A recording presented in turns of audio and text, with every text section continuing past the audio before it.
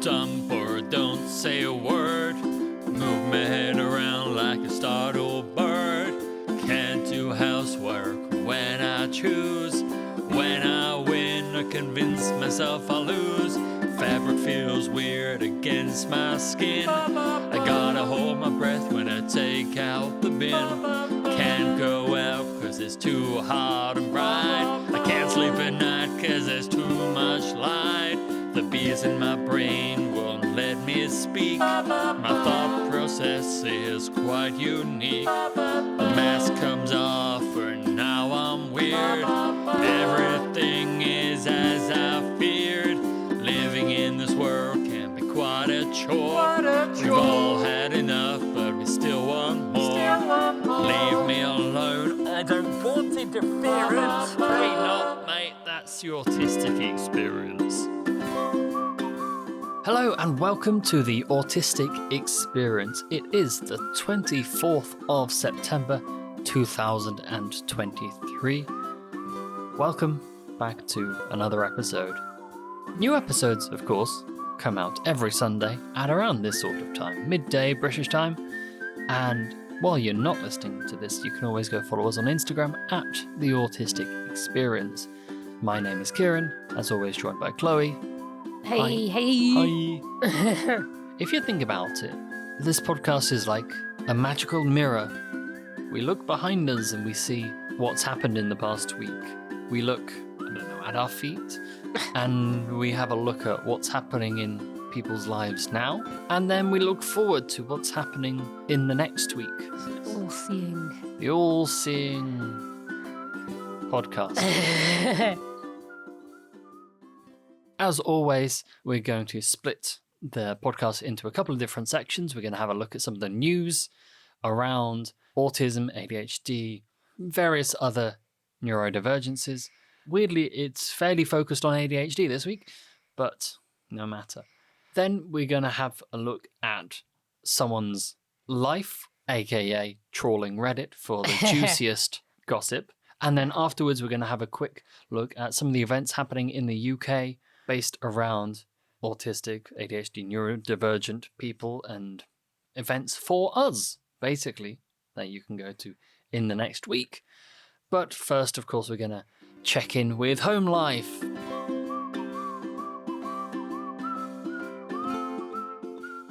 What have we been up to this last week? Well, I can't remember anything past yesterday. we went to Ikea We did. to buy a few very specific items, maybe like 2 or 3 specific things. And then how many did we come back with? Came back with like 10 things Yeah. and got lunch while we were there as well. Yeah. I think the one thing which is probably worthwhile mentioning on this particular show is we got some new light shades Yeah. for our smart bulbs. So we're really stocking up these. We've actually got 2 different kinds of smart bulbs now as well, haven't we? Do we? Well, actually, no, the others aren't smart bulbs. They're just like daylight imitating bulbs, whereas these ones are like smart dimming bulbs. Yeah, that we you can use turn them down. Google to Yeah, control. we can turn them down. But yeah, so they're kind of these, imagine like paper lanterns. They're just like paper spheres. Right, so the light bulb obviously goes inside it and it makes this kind of bright, kind of diffuse light. So the light kind of spreads out everywhere, but it's not pointed at either of our eyeballs. Yeah. So like previously, just having the uncovered light bulb there, if it was getting dark outside, or maybe the light was too bright, or maybe just a bit sensitive one day, it felt like the light bulb was taking up a knife and going, see these eyes, stab, stab, stab, stab. Yeah. But now we've got a little globe of invulnerability around the light bulb, and we can protect our precious little eyes. It like shields it, but at the same time, really brightens the whole room up in a good way. It's weird, but it's very good. Yeah. Makes me feel happier. Yeah, so if you're on the hunt for eye-friendly light shades, we can definitely suggest, not necessarily the Ikea ones, even though they were like £2 each, so very cheap. Other light shades are, of course, available. But yeah, we would probably suggest those kind of spherical, papery ones. Yeah. Also, if you do happen to go to Ikea, please do check out their fantastic meatballs. Because Look, I we love discussed this an Ikea meatball. beforehand. If we're not getting paid in meatballs to talk about meatballs, we're not going to talk about meatballs. All right, no more meatball talk then. They don't need any more money. That is true. Yeah. We do. And if we're not getting paid in either money or meatballs, then we're not interested. No promo. Sorry, IKEA. You could go somewhere else for equally good meatballs, or likely a lot better meatballs. On the other hand, if you are on the marketing board for IKEA, come talk to us. We're happy to get paid in money or meatballs. Yeah, because I do genuinely really like your meatballs, so like I will shout them Let's out. talk. But if you're not sponsoring, then you can get meatballs everywhere, but probably way better. I think we covered all the bases there. Yeah, everyone's happy. Right, well, I would like to mention the other thing that we did this week. Yeah.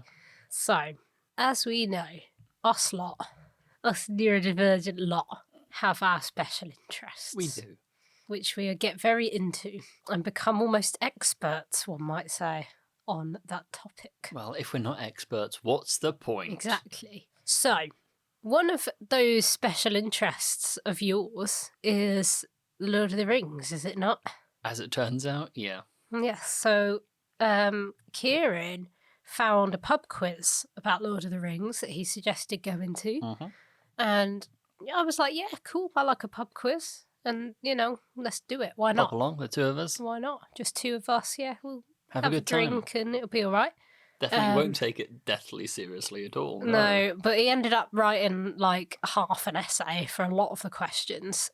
Well, some of the questions needed an appendix. And I think Tolkien, of all people, would appreciate it. I was going to say, I think Tolkien's kind of done that himself, hasn't he, really? Yeah. But let's just say that Kieran kicked the absolute ass off this quiz. And neither of us have ever won a pub quiz before. Not because there's a sport round usually. He won this pub quiz for us by a decent. Well, I mean, the second place team I think had like 1 point below us, maybe. But yeah, it was a close thing. Like a few other teams were way behind. Like you did damn well. I think you missed like 1 or 2 points, and that was it. Yeah. And they were really hard questions. So Kieran's some were cruel. They were really bad. I didn't know a lot of them. Like I would have lost by a mile if I was there without him. But you've won. Would you like to tell the people what you won for us? Yeah, okay. So it was one of these fairly, we call them trendy, but it was very kind of rustic style, isn't it? But it's one of these places that do these bottomless brunches, which I'm given to understand involves alcohol and waffles. You pay for your slot and then you get food and bottomless alcoholic drinks or non-alcoholic drinks. Yeah, so you've been wanting to do one of these things. Yes. And the issue is, if you know the deal, they do tend to be quite expensive. Like the one they do there is £35 per person, and that's for 90 minutes. But I mean, if we were going to go the two of us, it would still cost us 70 quid. Like, I don't necessarily want to spare that money. Yeah, I'm not really a drinker myself anyway. So no. Anyway, why are we talking about this? Well, the first prize, as it turns out, for that, dear listeners, is what we won. The first prize was a bottomless brunch for 4 people. Well, hey. So we need to find 2 friends. 2 people to come with us. This isn't an invitation, by the way. Don't, email us. You don't know who's maybe. listening. There could be some real cool people listening that we'd love to go I'm sure there are some real cool people listening. Yeah, so if you're really cool, then yeah, sure. Send us an email, maybe we'll let you come to our very exclusive bottomless brunch. I mean, we could always say go follow us on Instagram. Yeah, for updates on this bottomless brunch competition. Yeah. So let's congratulate Kieran on his incredible knowledge of his very nerdy special interest. Thank you, autism, for getting me a bottomless brunch. It's finally come good for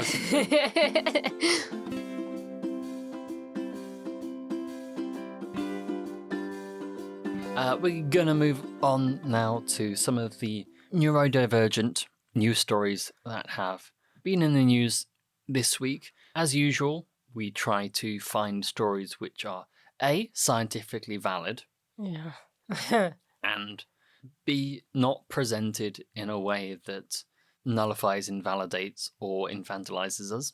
And also, I'm trying to avoid ones which specify only children, unless it's relevant. Yeah.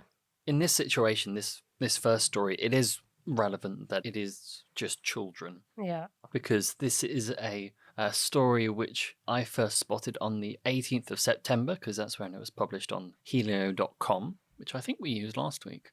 But the headline is that in the US, in the last 20 years between 2001 and 2021, ADHD medication errors increased nearly 300%. So within those 2021 years, there were 87,691 cases of medication errors over those 21 years. So, but at the moment, it does give an estimate that 3.3 million children in the US do have ADHD. So that's about 5%. So if you're looking at 88,000, let's call it, out of 3 million, that's not too bad.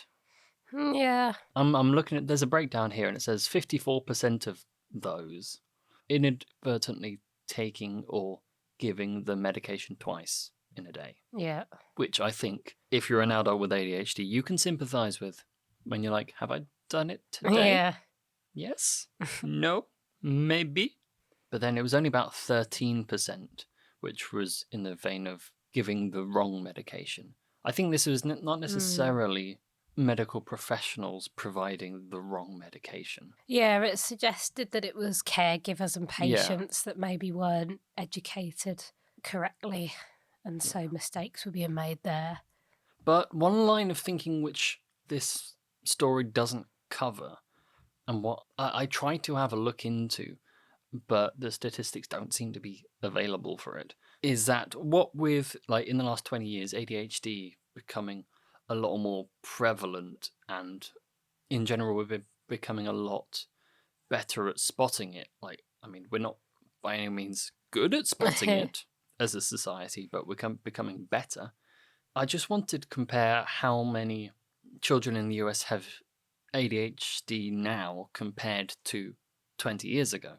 Yeah. Because if it's anywhere near like 3 times the amount, which seems reasonable, considering, you know, just general population increases and then the increase in diagnostic capability, then an increase in 300% of medication errors is probably quite proportional.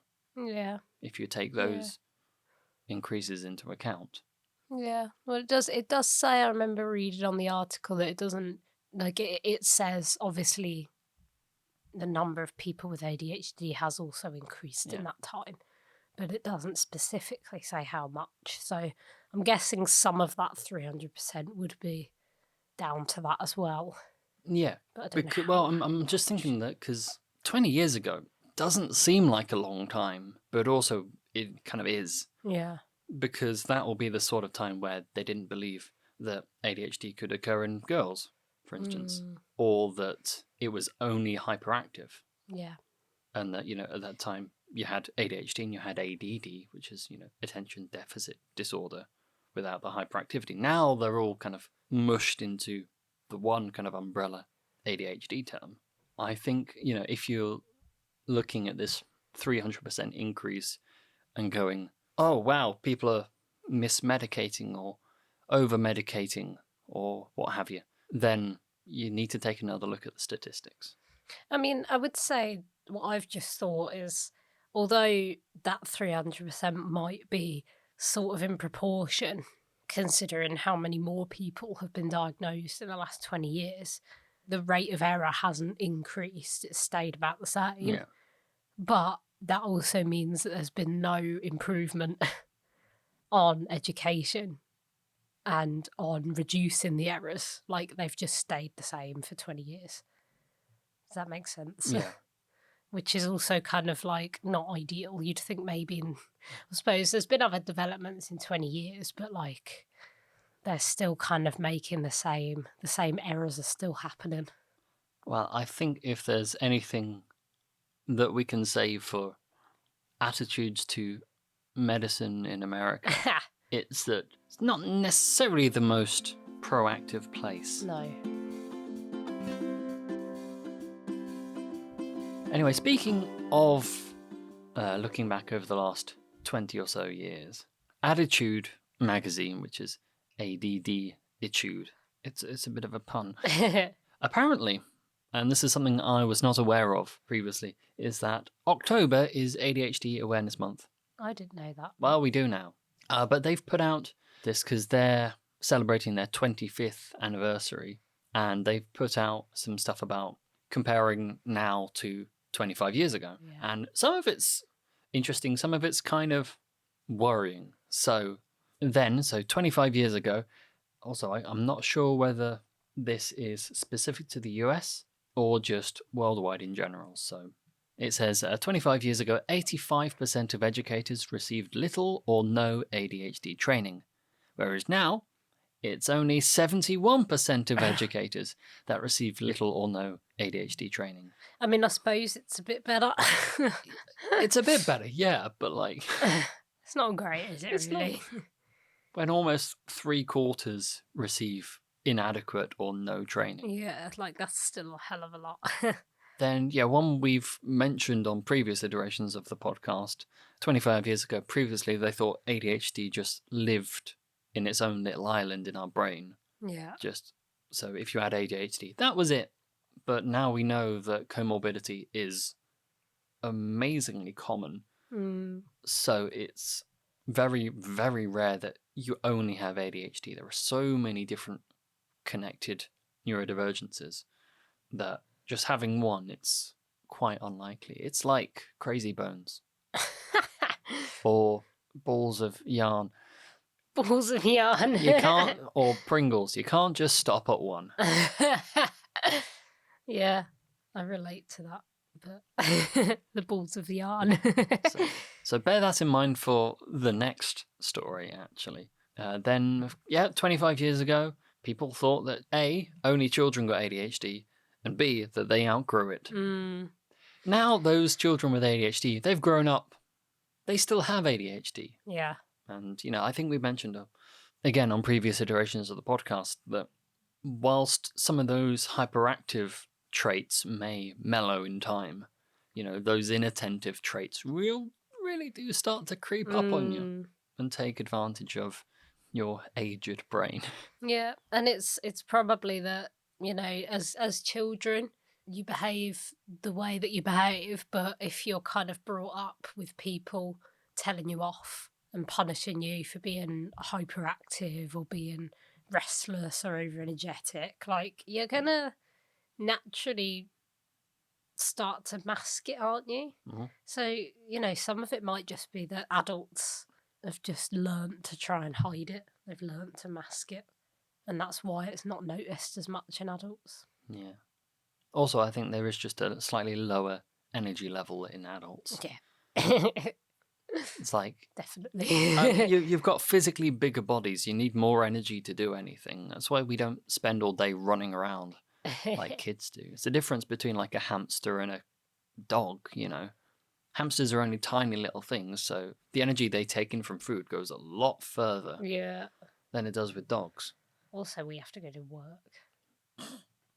Okay, so the last one that I'm going to put on is that 25 years ago, they split ADHD and kind of defined it by hyperactivity and impulsivity. Mm-hmm. And I think even today, those still are the main hallmarks that people go to when they think about ADHD, because the H literally stands for hyperactivity. Yeah. Whereas I think, quite rightly, we're starting to shift more into the idea that it's more in the emotional dysregulation and executive dysfunction side of things, which we've talked about executive dysfunction quite a lot in the past. And I think we can all agree that that's a much more sensible way of going about it. So unless Yeah, I think maybe ADHD just needs to be changed in name. Yeah, I do think it gives the wrong impression. Like attention deficit hyperactivity disorder. Yeah. It's like that feels really inaccurate. Yeah, because I think one of the other ones is that it's not a deficit in attention, it's just being inconsistent Yeah. in your attention. Yeah, like you find it hard to focus on some things, and like it's very negative as well. Yeah. And I think it doesn't need to be that negative. Well, yeah, that's the thing with a lot of these conditions. There's like, you do tend to call them like deficits Yeah. or disorders. They're naturally negative terms. You don't want someone pointing at your entire being and going, yeah, that's just not right, is it? Yeah. Yeah. It's not great. Not great, no. But yeah, so have a little look at our Instagram page, which is at the Autistic Experience, and we'll have all the references for where we've got everything. Not necessarily the links, just because of how Instagram and also pictures work, but yeah, you'll be able to find the things we're talking about just by having a look at that.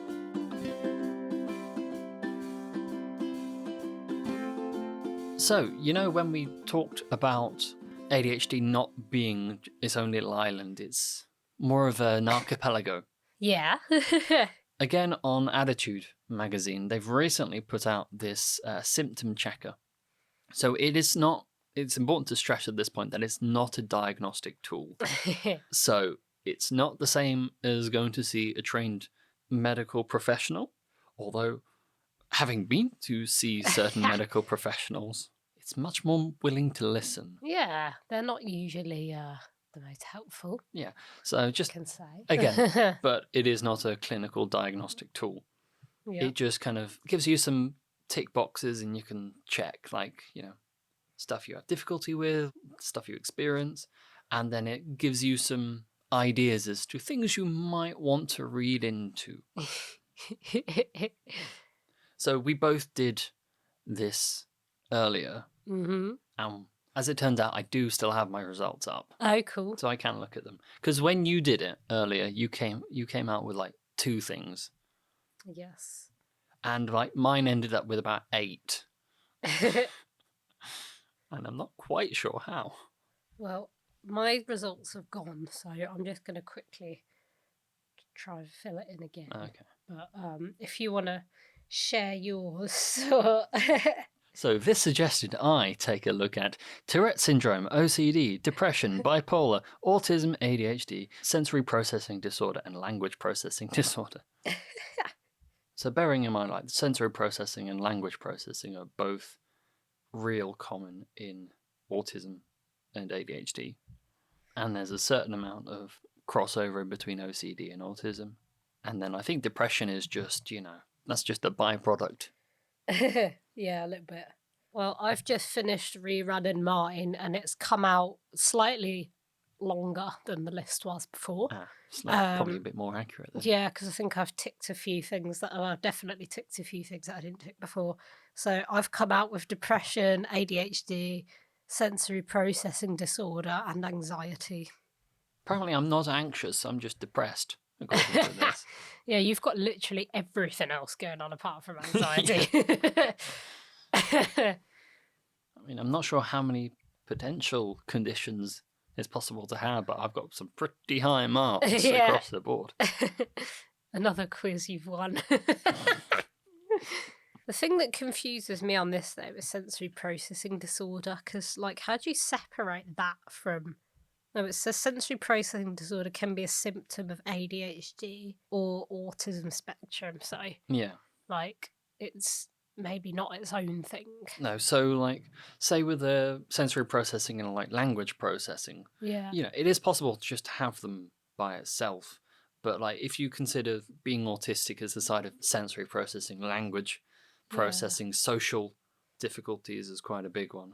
It all intertwines. That's why, it's not an island itself. It's just this big archipelago of loads of different islands all clustered together. Yeah. That's why it's so complicated. Yeah.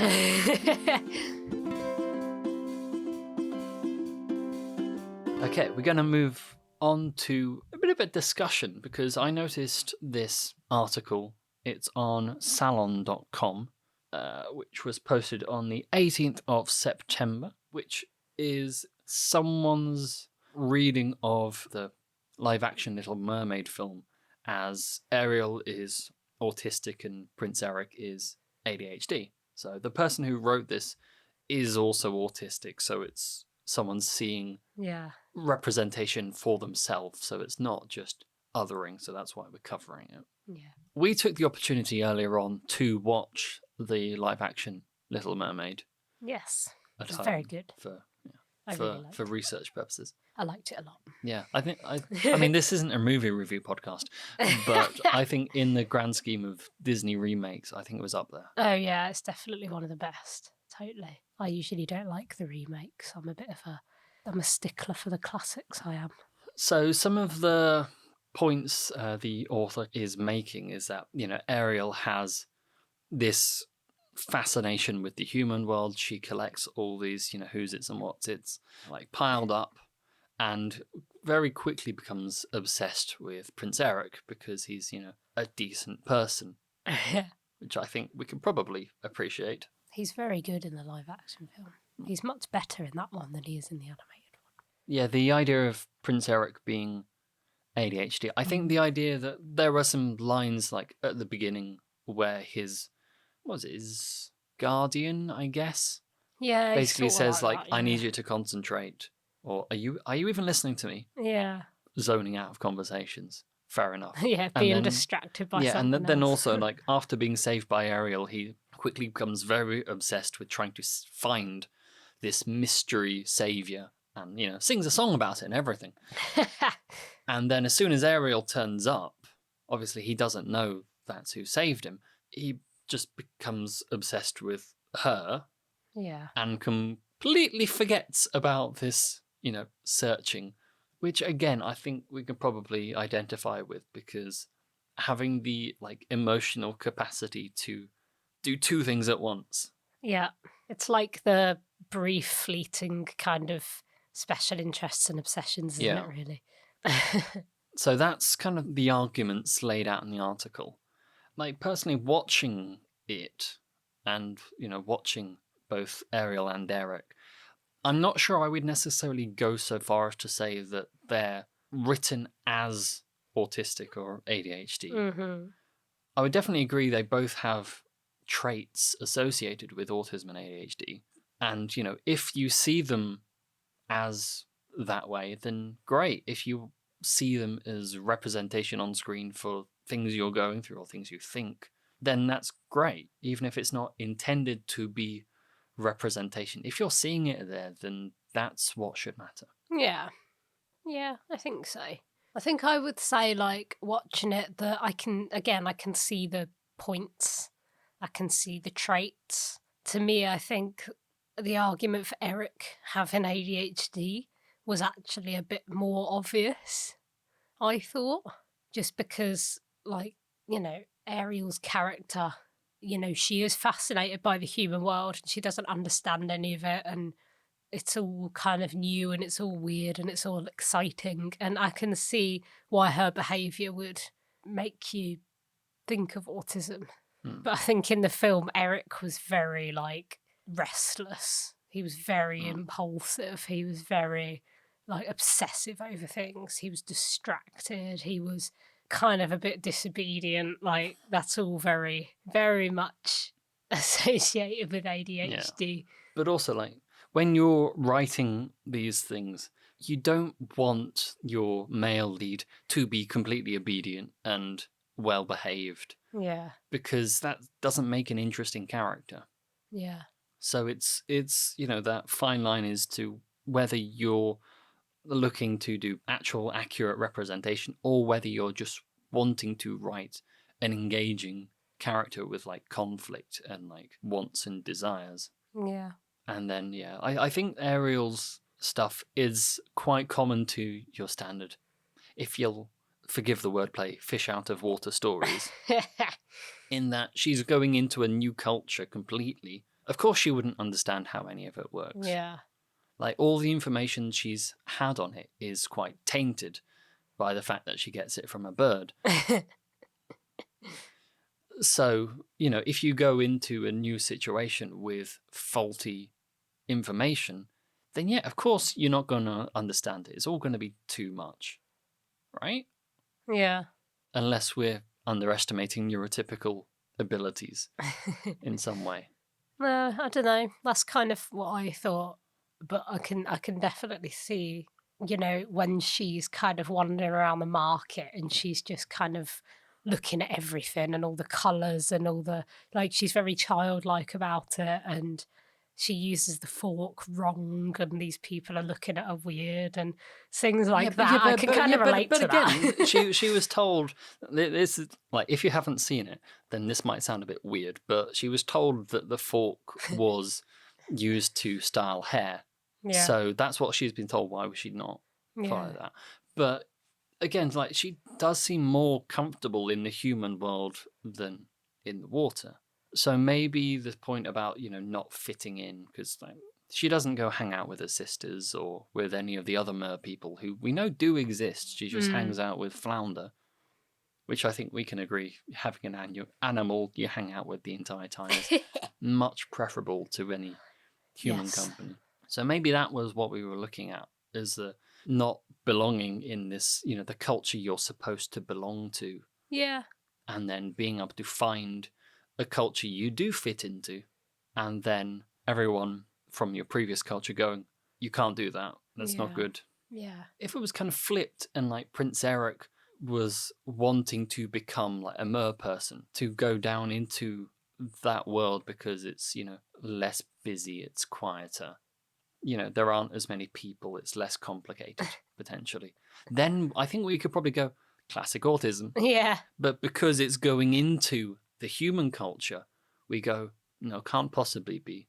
It's human culture. Yeah, I think that's part of it. Is, I think, why would you want to leave the ocean? Like, it's so pretty and it's so nice. Why would you want to give that up and go and live with the people?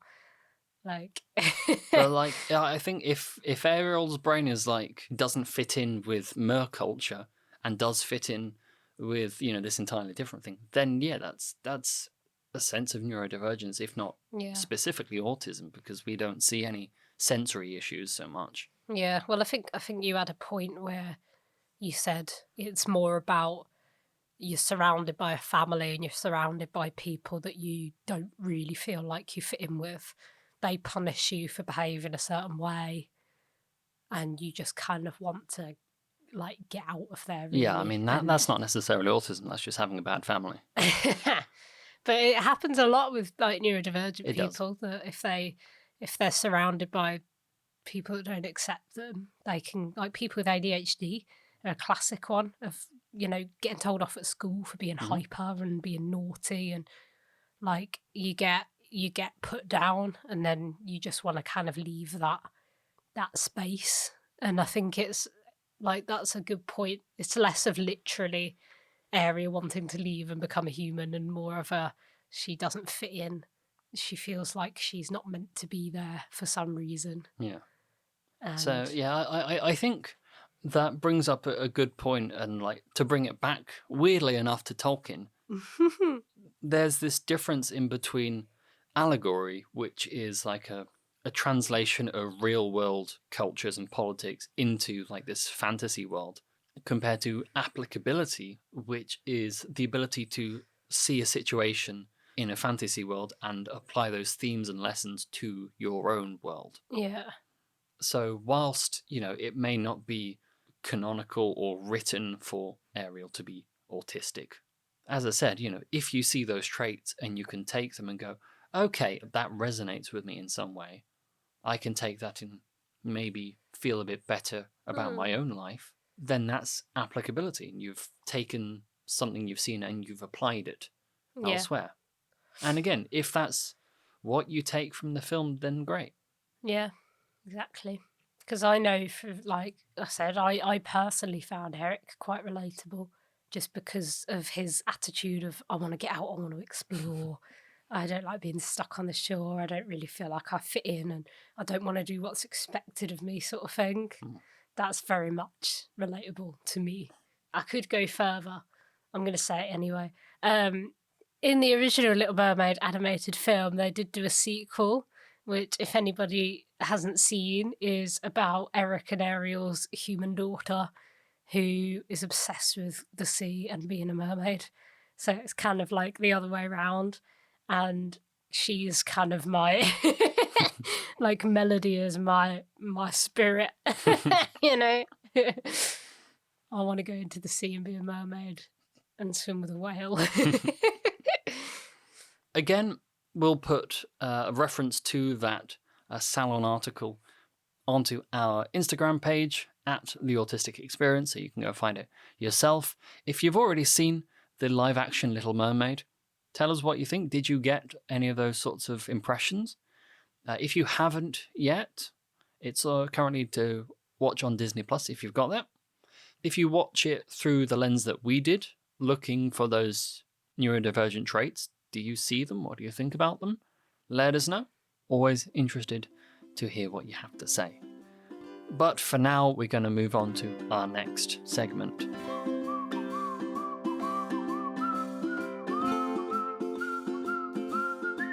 So this is the point of the show where we trawl Reddit for the juicy gossip and try and treat it as if someone's actually asking us a question that we can try and answer in a useful sort of a way. So, this question says, should autistic teenagers be taught to behave normally? I'll just read out the context for this. So, the person writing this is a recently diagnosed ADHD teacher, not just neurotypical, so it's okay. Also, asking questions is always okay. Yeah. This is a teacher asking about a student. So this happened at the start of the lesson before everyone had turned up. So it wasn't in actual learning time. So it says, the student's speech pathologist visits once a fortnight to support them. And today the student was lying on the ground in the sun outside class because it felt good. The pathologist asked them, is this behavior appropriate? Do you see others doing this? Do you see your teacher doing this? I personally, this is teacher again, I'm doing different voices. I personally didn't have a problem with it and was happy for them to lie there until we started the lesson. I wonder whether this is helpful to be taught normative behavior explicitly, or whether they should just be left to enjoy without judgment and the expectation that they should act like everyone else. So I think we can see the themes at play here. You know, we've got autistic student just vibing, someone coming along and going, why are you like this? You shouldn't be doing this. Do you see anyone else doing this? You shouldn't be doing that either. I think we all know the answer to this one, don't we? I think so, yes. In that, if it makes them feel better and they're not disrupting anyone else, then let them do it, basically. There is always an argument for the teaching them to behave normally. It's not necessary. You don't go, this is how you have to behave, and anything else will be punished. You don't do that. No. Because that's like altering their behavior. Yeah. And like trying to, again, make them crunch their poor little body into shapes that won't work. Yeah. There's, something to be said for providing, just a bit of insight into, hey, just so you know, people don't tend to do this. Yeah. You're not getting in anyone's way. You're not hurting anyone. No one's really complaining about you. So you're cool. But just so you know, that's kind of more what it should be. It's just more of an information rather than putting it on them to change. Yeah, I mean, I think it's important to teach awareness of other people so that they don't necessarily do things that are going to disrupt others. That's, I think, what I was trying to get at. Yeah, but also I think an important lesson to teach a teenager here or a child here would to say maybe other people might not always be okay with what you're doing.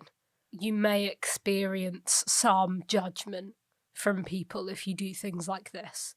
But just to say it's okay, what you're doing is fine, but just expect that some people might not understand it.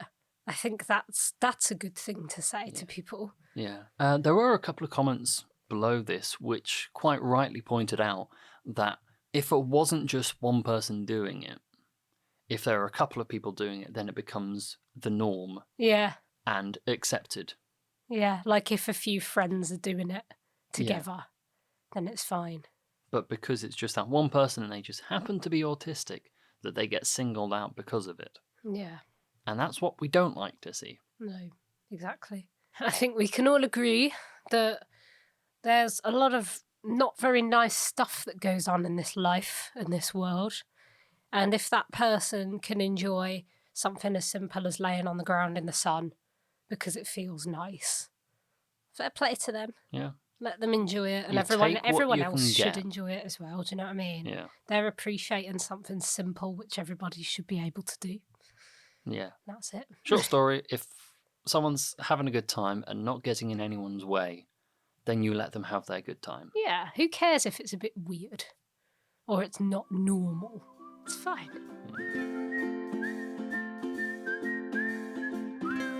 Anyway, I think that's probably where we should call the discussion.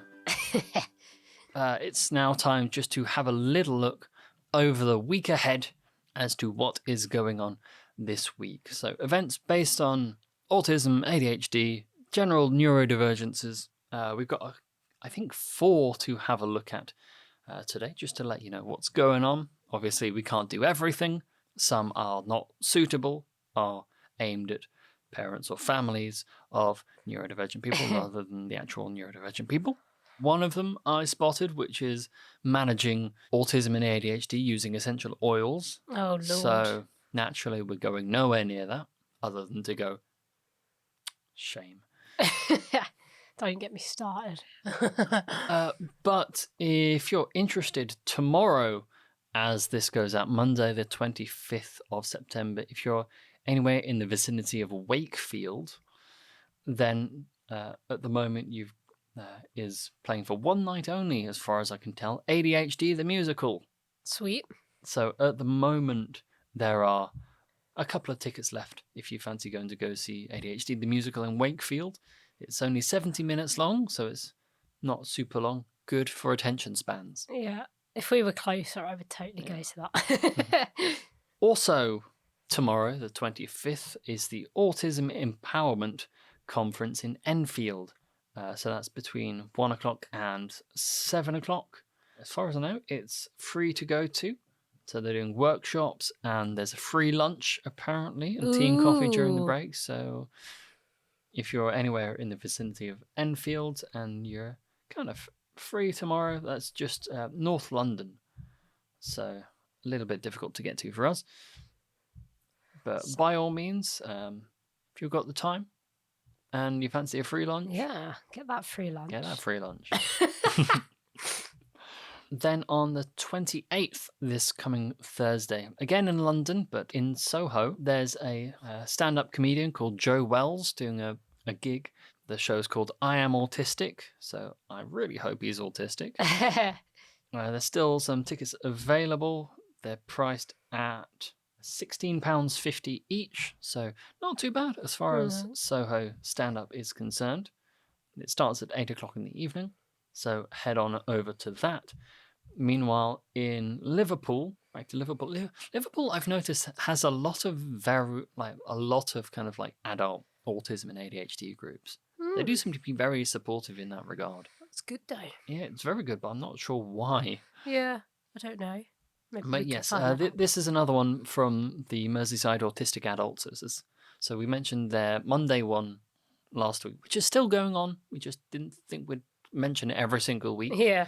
But yeah, this is happening at the Flory in Liverpool on Friday in between 1:30 and 3 o'clock. Again, it's free to go. It's basically just a little meetup. So those are some of the events coming up in the next week in the UK that you can go along to if you should so wish. 2 of those are quite theatrical, so do cost money, but then 2 of them aren't. So we're fairly well covered in that regard. But if there's anything going on near to you in the next week or so, hell, even in just the near future, let us know. Give us a shout on Instagram at The Autistic Experience. whether it's a meetup or support group or like a special film screening, what have you. As long as it's catered for neurodivergent people, then we don't mind giving it a little shout out. As long as it's supporting and advocating and validating, then we're in support of it. Yeah. But for now, though, I think that's probably a good place to leave this week's episode of the Autistic Experience. We'll be back with a new episode next Sunday at midday British time. Thanks for joining us. What do you think about Ariel being autistic? Let us know.